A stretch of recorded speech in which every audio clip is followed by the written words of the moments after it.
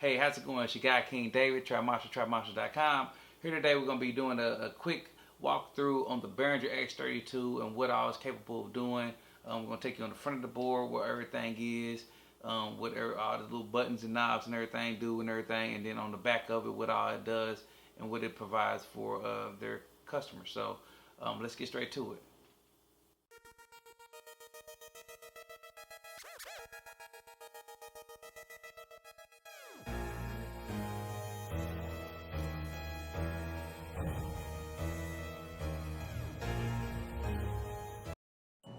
Alright, as you can see, we're in the Behringer X32. This thing records 32 channels simultaneously. It has scribble strips, and also you can name on it as well, outside of putting tape on it. You know what I'm saying? That's the traditional way of putting tape on the tracks, letting you know what they are, the channels are. But this right here, you don't have to do that. You can name it, you can put artwork with it, and as you can see, it has motorized faders. Actually, I'm using my iPad to remote control it. They have an app for the iPad that allows me to control it anywhere, as long as it's on the same Wi-Fi router. I've been having this board for about 2 weeks now and really kind of digging it. I've been having a lot of issues with routing, but that's only because this is my very first board. So you can say, so as you can see here, you see multiple different colors, and you can name your tracks. Right there is your mic pre, your compressor, your gate. Right there where you can control the levels and all that. And then coming over is more control for the EQ, which is your low, your mid, and your high on your EQ. Then you have your bus sends. Right there, the 4 knobs that's lit up orange. I'm trying to focus in on. Let me go over a little bit. It also have a USB data audio USB recorder hooked to it, where you can record into the USB drive. And there's a talkback mic right there, so which is pretty cool because it has the talkback A and B. So if I want to talk to 2 different people, I can, and give them good information on the recording or whatever I want to do. Just room for growth. I'm definitely liking. Right here is where you'll see your lamp out plug at, and external mic plug, which I want to get here soon. And if I can go, and also of course levels to monitors and headphone. Then you have your assignable knobs and things like that. Right there where you see those 4 knobs at, and you see where you have a headphone jack at on one end, and you also have another headphone jack on the other end right there as well. So pretty cool board, man. It does a lot. It has a lot of features. Right there at the top left, right there, you'll see home, meter, route, setup, library, and effects buttons right there, where you can get a hold of different windows for whatever you're trying to do. All right, moving along.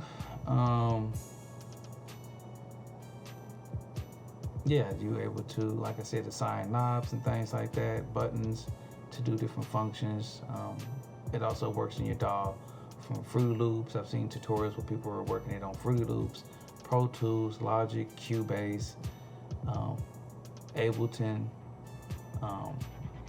And all you gotta do is just hit that little button right there. You see the one that's forward down to the left right there in the red.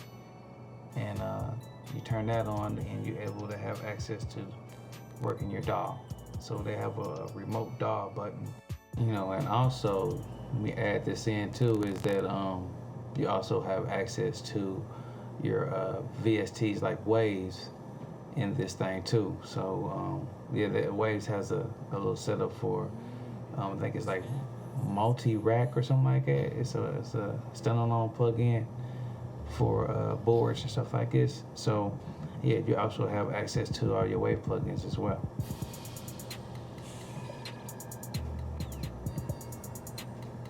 Now where you see me right here at, I'm showing you is has stop, play, rewind, fast forward, and record right there on your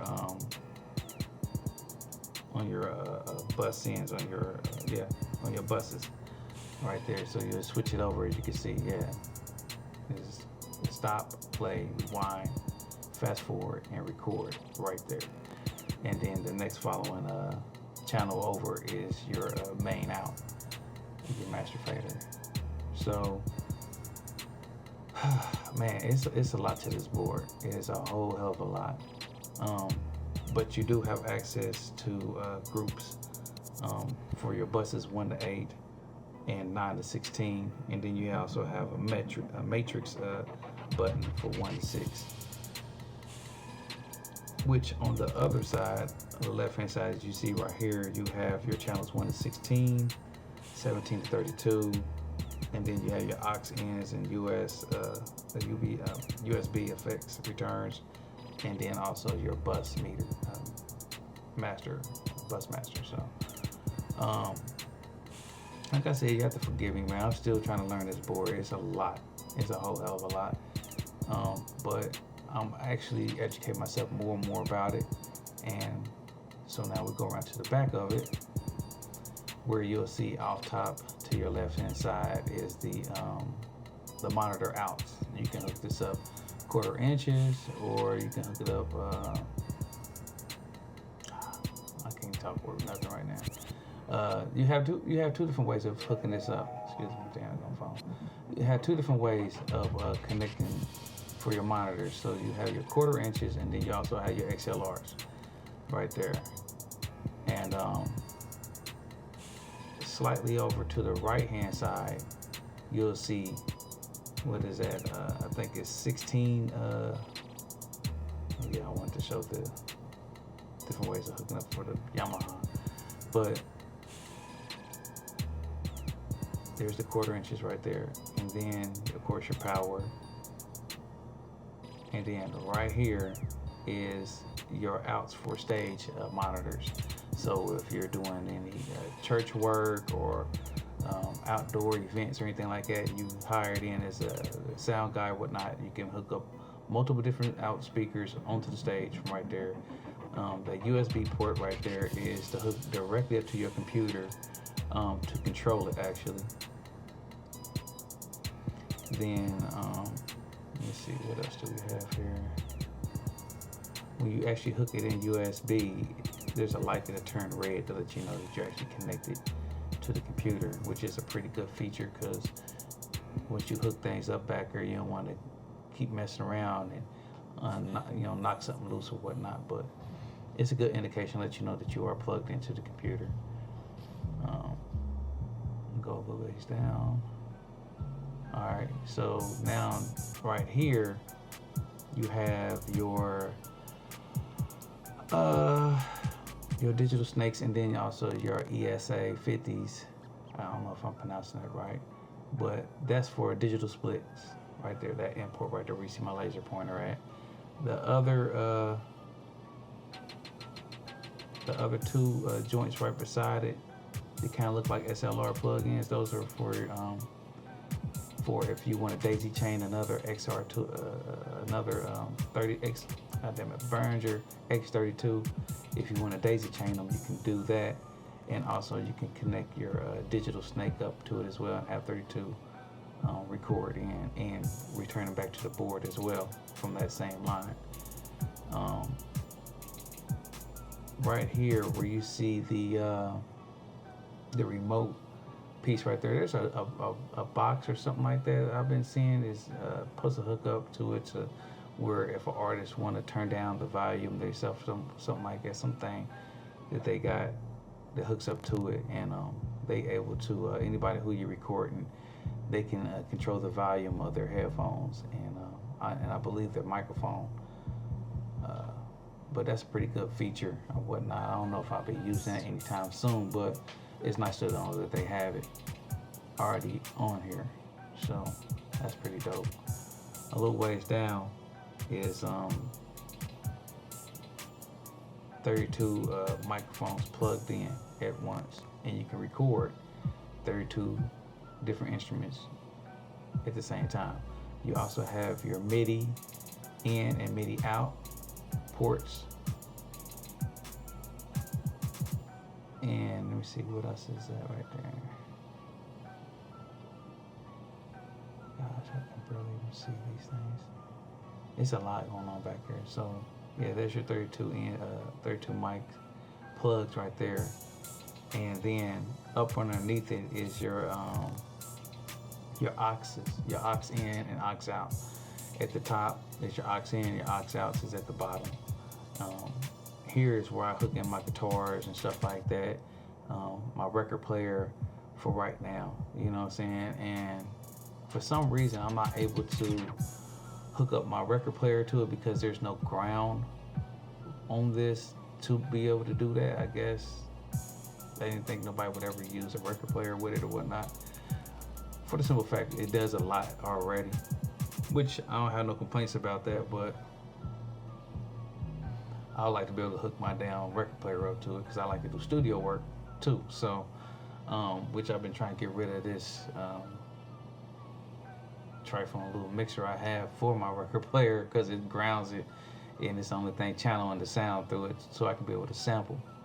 But I definitely like to get rid of that thing. That thing is all beat up. But anywho, yeah. So there you see your auxes ins and aux outs right there. You hook all your guitars in right there. Your basses, anything that hooks up at quarter inches or whatnot, which is normally guitars. You plug those joints in right there, and that's where I was wanting to plug my record player in at, like I said, and I can't have a good ground. I could probably ground it to the board, but I don't want to fuck up nothing, so I'm just gonna leave it alone altogether and just roll with what I've been having for the most part.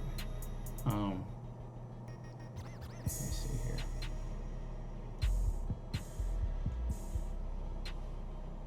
Like I said, for the most part, man, I'm really enjoying it. I'm educating myself more about working in different DAWs on it, and my biggest thing I definitely want to start utilizing it for is doing a lot of stage work, you know, sound checking and being the sound guy at somebody's event, you know what I'm saying, a band or something like that that's performing. I definitely would like to step up my game and doing something like that, getting into that field of work. Since I do have a pretty good ear and know how sound is supposed to be, so I definitely like to utilize those talents that I have for that, and then plus, you know, there'll still be a little bit more money for me to collect at the end of the day. So that's just one of my biggest reasons why I got the board, to do studio work, like I said, and to do live shows. I think that'd be pretty dope. I've never got to do that. But you know what? I take that back. I did that one time before. I did it at I had a job like that at a church, and they were short a sound guy, and I came in and ran the board. It was a different type of board. Matter of fact, I forgot. I think it was a PreSonus, something like that, I believe. Man, it was like 2010 or something like that. It was a long time ago. But it was similar to the Behringer X32. And so it was kind of easy for me to work that. And so when I got this Behringer, you know, it was a little difficult. It was difficult because I never had to set up the board going in. I know how to record and make sure the mics is on the right, you know, channel and everything, and tap in everything and get what I need. But to actually have to set it up, I never had to set up a board in a way so I can be able to do production on it. So it was pretty fun but tedious at the same time messing with this thing, man.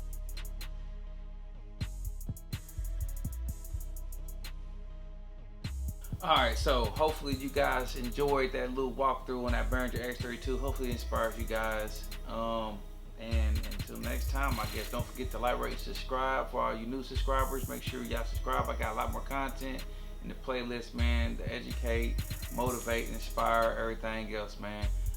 And like I said, be looking out on those mixing tutorials and stuff like that. I've been shooting them, man. I just ain't had enough time to put them up or whatnot. But they'll be coming out here real soon. So check out for that content. Until next time, check out King David, trymaster.com. I'm out. Peace.